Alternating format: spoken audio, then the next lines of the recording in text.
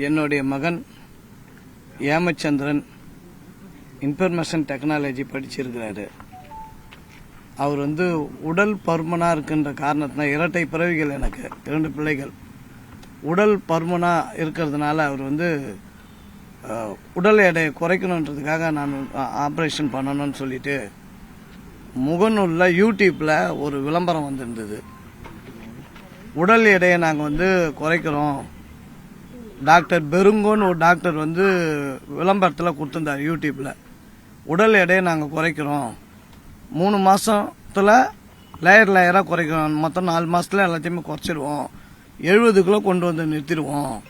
இது ஆப்ரேஷனு ரொம்ப பெரிய ஆப்ரேஷன் கிடையாதுன்னு சொல்லிட்டு யூடியூப்பில் அவர் பேசியிருந்தார். என்னுடைய மகன் எங்கள் மனைவிட்டையும் என்கிட்டையும் சொல்லக்குள்ள நான் அதை நம்பவில்லை. உடனே விட்டாச்சு. சரி, அவரை திருப்திப்படுத்தணுன்றதுக்காக நாங்கள் அந்த மருத்துவமனைக்கு, அவர் விளம்பரம் கொடுத்த மருத்துவமனைக்கு நாங்கள் போயிருந்தோம். அங்கே போயிட்டு ஒரு டாக்டரை கன்சல்டிங் பண்ணக்குள்ள அவர் கொஞ்சம் ஒரு 10 நிமிஷத்தில் முடிச்சார். அதை ஒரு ஸ்கெட்சு ஒன்று போட்டு, வயிற்றுல 2 இடத்துல தொலை போடுவோம், இது மிகப்பெரிய வயிற்றெல்லாம் வெட்டி ஆப்ரேஷன்லாம் பெரிய லெவல்லாம் கிடையாது, 2 இடத்துல நாங்கள் தொலை போடுவோம், அதை குடலை பைபாஸ் பண்ணி நாங்கள் அது பண்ணுவோம். இதனால சுகரும் இருந்ததுனாக்கா சுகரும் நார்மல் ஆகிடும், மாத்திரை எடுத்துக்க தேவையில்ல, இது பெரிய ஆப்ரேஷன் கிடையாது, இன்னைக்கு அட்மிட் ஆனாக்கா நாளை காலையில் ஆப்ரேஷனு, மறுநாள் டிஸ்சார்ஜ். கார் ஓட்டின்னு வந்திருந்தா பேஷண்ட்டு கார் ஓட்டினே போயிடலாம், இதில் ஒன்றும் அவ்வளோ பெரிய விஷயம் கிடையாதுன்னு சொல்லிட்டு எங்கள்கிட்ட பேசினார். நாங்கள் பையனை திருப்திப்படுத்தணுன்றதுக்காக போயிட்டு திரும்ப வந்துட்டோம். எவ்வளோ ஆகுன்னு கேட்டோம், டாக்டர் பதில் சொல்லலை. கொஞ்சம் தூரம் தாண்டின உடனே ஒரு ஃபோன் வருது, நீங்கள் டாக்டரை பார்த்தீங்களா? ஆமாங்க பார்த்தோன்னொன்னே. என்ன விஷயம்? ஆப்ரேஷனுக்கானோடனே. சரி, எப்போ வரீங்கன்னு கேட்டாங்க. நாங்கள் முடிவு பண்ணலையே, நாங்கள் போய் பணம்லாம் தயார் பண்ணோம். நீங்கள் யோசிக்காதீங்க, இங்கே 10 லட்சம் 8 லட்சம் ஆகும் இந்த ஹாஸ்பிட்டலில். அங்கே பம்மலில் ஒரு ஹாஸ்பிட்டல் இருக்குது, பிபி ஜெயின் ஒரு ஹாஸ்பிட்டலு, அங்கே 4 லட்சத்தில் ஆப்ரேஷன் பண்ணலாம். ஆனால் இதே டாக்டர், இதே மருந்து, இதே டீமு அந்த பேசின நபர் சொன்னது, நீங்கள் முடிவு பண்ணுங்கள். சரி, முடிவு பண்ணி வரணும். டாக்டர் வெளிநாடு போகிறார், சீக்கிரம் சொல்லுங்கள்.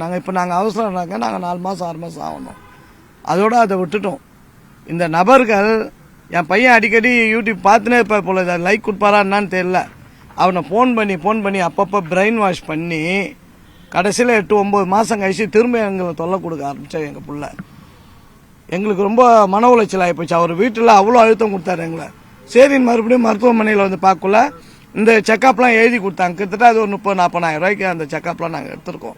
இங்கே எடுத்துட்டு ஃபுல்லாகவே மயக்கம் டாக்டர்கிட்ட போகலாம். மயக்கம் டாக்டர் ஒப்பீனியன் கொடுக்கல, அவங்க சுகர் டாக்டருக்கு ரெஃபர் பண்ணுறாங்க. சுகர் டாக்டரும் ஒப்பீனியன் கொடுக்கல, இவர் சுகர் கண்ட்ரோல் இல்லை, நான் ஒப்பீனியன் தரமாட்டேன், சுகரை கண்ட்ரோல் பண்ணின்னு வாங்க தரேன்ட்டாங்க. கடைசி வரைக்கும் மயக்கம் டாக்டர் சொன்னாங்க, அவங்கள்ட்ட எங்களை போகிறதுக்கே இந்த டாக்டர் அனுமதிக்கல. எல்லாம் பார்த்துக்கலாம். சுகர் டாக்டர் இன்சுலின் எழுதினாங்க. அதை இந்த சர்ஜரி டாக்டர் இன்சுலின் வேணான்றார். ஒரு டாக்டர் எழுதுந்தா வேணான்னு சொல்கிறார் இவர். எங்களுக்கு அதிலே சங்கடம். உடனே டேட்டை ஃபிக்ஸ் பண்ணிட்டாங்க. ஞாயிற்றுக்கிழமை, போன வாரம் ஞாயிற்றுக்கிழமை நீங்கள் அட்மிட் ஆகுங்க, திங்கக்கிழமை ஆப்ரேஷனு அப்படின்னு சொல்லிட்டாங்க. நாங்கள் அட்மிட் ஆனோம். யாருமே எங்களை செக்அப் பண்ண வரல ஹாஸ்பிட்டலில். முன்னாடி நாள் மதியானம் 11 மணிக்கு அட்மிட் ஆகிறோம். நாங்கள் பம்மலில் இருக்கக்கூடிய பிபி ஜெயின் ஹாஸ்பிட்டலில் எந்த டாக்டரும் வரல. நாங்கள் அந்த ஏற்கனவே பார்த்த ஹாஸ்பிட்டலில் இருக்கிற மருத்துவத்தினுடைய அந்த ரிப்போர்ட்ஸ் எல்லாமே ஒரு ஃபைலாக கையில் வச்சுருக்கோம். 1 வருஷத்துக்கு ரிப்போர்ட் கையில் வச்சுருக்கோம். அதை வாங்கி கூட யாரும் செக் பண்ண தயாராக இல்லை அந்த ஹாஸ்பிட்டலில். அதுக்கு மாறாக மறுநாள் காலையில் 9 மணிக்கு ஆப்ரேஷனு. காலையில் மருத்துவ நடைமுறைகள் காலையில் பிபி செக் பண்ணுவாங்க, சுகர் செக் பண்ணுவாங்க. ரெண்டாவது அந்த சம்மந்தப்பட்ட மயக்க டாக்டர் வார்டில் பேஷண்ட்டை பார்ப்பார். பார்த்துட்டு அவனோட நிலை என்னன்னு சொல்லுவார். அதையும் சொல்லலை, நாங்கள் வச்சிருந்த ரிப்போர்ட்டையும் சொல்லலை.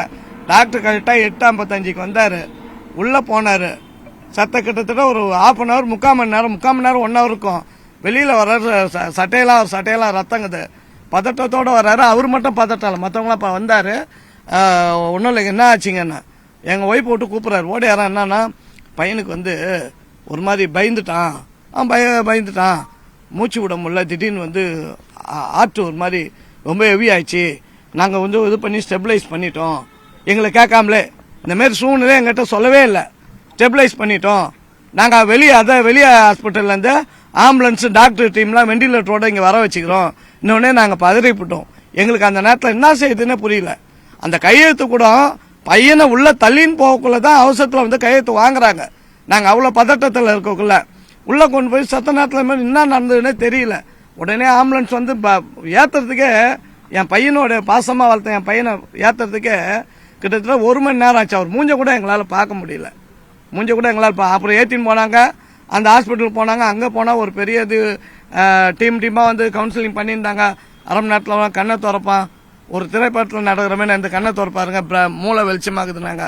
ஃபர்ஸ்ட் மூளை வேலை செய்யலைனாங்க, கண்ணை திறப்பாரான்னு தெரியும். அப்படியே இருந்தால் கூட கை செயல் இருக்கலாம், கால் செயல் இருக்கலாம். நாங்கள் வந்து நல்லபடியாக நல்லா ஆக்டிவாக இருந்த பையனை வந்து நாங்கள் கூட்டின்னு வரோம், நல்லா கூட்டின்னு வரோம், நம்மள மாரி இந்த கூட்டின்னு வரோம். அவனை கொண்டாந்து கரும்பு மிஷினில் விடுற இது மாதிரி பூஞ்சி சாறு மாதிரி எடுத்து அவனை பார்க்க விடாம அவ்வளோ கொடுமையான ஒரு சம்பவம் என் பிள்ளைக்கு நடந்துங்க. நாங்கள் யாருமே மன நிம்மதியோடு இல்லைங்க. இரட்டை பிறகு 2 கண்ணு மாதிரி எங்களுக்கு. நாங்கள் பார்த்து பொத்தி வளர்த்தோம். ஆக்டிவாக இருந்த பிள்ளைய நாங்கள் கொண்டாந்து இந்த மாதிரி விட்டுட்டு தமிழ்நாட்டில் இங்கே கொண்டு வந்து இந்த ஹாஸ்பிட்டலில் நாங்கள் வலி கொடுத்தது வந்து எங்களால் ஏற்றுக்கொள்ள முடியாத விஷயம். கூட 2 குழு அமைச்சிருக்காங்க. இப்போ வந்து அமைச்சரை பார்த்துருக்கீங்க, என்ன சொல்லியிருக்காங்க, நீங்கள் என்ன சொல்லியிருக்கீங்க? நான் வந்து பையனை வீட்டுக்கு கொண்டு வந்த உடனே தொலைக்காட்சியில் பேட்டி கொடுத்தாங்க. நான் சொன்னேன், இது வந்து மாண்புமிகு முதலமைச்சர் அவர்களும் சுகாதாரத்துறை அமைச்சர்களும் தகுந்த நடவடிக்கை எடுக்கணும்.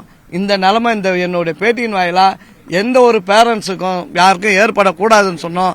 அடுத்த ஒரு நேரத்தில் சுகாதாரத்துறை அமைச்சர் வந்து எனக்கு ரொம்ப எவ்வளோ துக்கத்துலேயே எனக்கு ஒரு பெரிய சந்தோஷம் தான் சொன்னால் அந்த அமைச்சர் எனக்கு ஃபோனில் லைனில் வந்து வணங்க, நாங்கள் உங்கள் துக்கத்தில் நான் வந்து பங்கெடுக்கிறோம் எங்களுடைய அரசாங்கம். நான் உங்களுடைய பேட்டியை பார்த்தேன், உடனடியாக நடவடிக்கை எடுக்குது. அப்பயே சொன்னார், 2 டாக்டர் கொண்ட குழு வந்து குழு வந்து போட்டிருக்கோம், அதனால் வந்து நீங்கள் ஒன்றும் கவலைப்படாதீங்க, நாங்கள் நடவடிக்கை எடுக்கிறோன்னு சொன்னாங்க. அதுதாங்க அதுக்காக நம்ம பார்த்த உடனே அவர் சொல்லிட்டார், நாங்கள் ஏற்கனவே சொன்ன மாதிரி இன்னும் எங்கிட்ட சொன்னதை விட இன்னும் அதிகமாக சொல்லியிருக்காரு. நிறையா நடவடிக்கை எடுக்கிறதுக்கு நாங்கள் வந்ததே மெயினாக அவருக்கு நன்றி சொல்லணும்னு தான் வந்தோம், இந்த நடவடிக்கை எடுத்ததுக்காக. இப்போ அவர் மேற்கொண்டு எல்லாரையும் முடுக்கி விட்டு நான் தகுந்த நடவடிக்கை எடுக்கிறது, இதன் மூலயமா ஒரு தீர்வு கிடைக்கும்னு சொல்லியிருக்கா. அவருக்கு 6 பேர் கொண்ட குழு வந்து இப்போ நியமிச்சிருக்கான்னு சொல்லியிருக்காரு. விசாரணை நடந்துட்டு இருக்கு. நான் விடவே மாட்டேன். யார் சப்போர்ட் பண்ணாலும் குற்றவாளிகளை எந்த விதத்திலும் தப்பிக்கிறதுக்கு நான் விடமாட்டேன்னு உறுதி கொடுத்துருக்காரு. அதை நாங்கள் மன மகிழ்ச்சியோடு நாங்கள் எடுத்துக்கணும். இதனால இன்னும் பல குழந்தைகள் உயிரிழப்பு தவிர்க்கப்படும்ன்றது நம்பிக்கை இருக்கின்றது.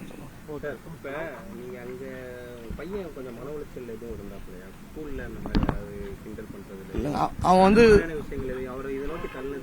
எங்கிட்ட போட்டோ இருக்குது. ஸ்கூலில் போனப்பெல்லாம் வந்து இந்த உடம்பு கிடையாது. காலேஜ் போறப்பெல்லாம் இந்த உடம்பு கிடையாது. ஆனால் 2 பேரும் ஒன்னா தான் இருப்பாங்க, வேற யாரும் கூட மாட்டாங்க. மன உளைச்சலாம் அவருக்கு எதுவுமே கிடையாது. அவருக்கு இடையில இப்போ என்னன்னாக்கா இந்த ஆப்ரேஷன் அப்பப்போ ஃபோன் பண்ணி அழுத்தம் கொடுத்தாங்க. தோப்பார் இப்போ அவருக்கு அனுப்புறது போல இப்படி ஒரு ஆளுக்குறாங்க, இவ்வளோ இடம் குறைஞ்சது. இப்போ அந்த பிபி ஜெயின் ஹாஸ்பிட்டல் போனோடனே அவ்வளோ பேர் சொன்னாங்க, அவருக்கு போன வாரம் 4 ஆப்ரேஷன் நடந்தது, இவ்வளோ இடம் குறைஞ்சிருக்கு, அவங்க வந்து எங்களுக்கு ஃபோட்டோ அனுப்பியிருக்காங்க, இவ்வளோ இடம் குறைஞ்சிட்டேன்னு சொல்லிட்டு. இதனாலேயே அவர் வந்து பிரெயின் எனக்கு லைனில் வரல. எங்கள் மனைவி சொல்லக்குள்ள கூட எதாக இருந்தாலும் அப்பாட்ட பேச சொல்லணுக்குள்ள இவரு லைனில் போய் இவரை மழுங்கடிச்சிட்டாங்க.